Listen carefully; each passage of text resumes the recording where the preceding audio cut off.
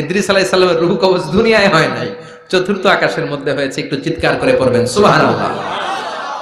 এরপরে সুলাইমান আলাইহিস সালাম, উনি তো মরে নাই, মরছে? উনি জিন চালাইতো, উনিও মরবে?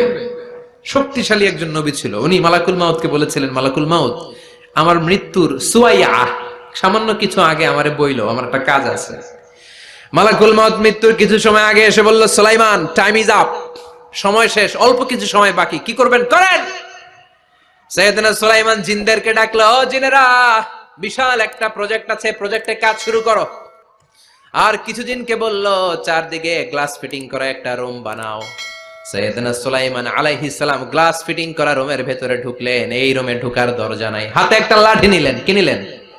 লাঠির মধ্যে ভর করে দাঁড়িয়ে রইলেন আর জিনদের দিকে তাকিয়ে রইলেন। জিনেরা এত বদমাশ ছিল, সাইয়েদনা সুলাইমান দাঁড়িয়ে না থাকলে কাজ করতো না।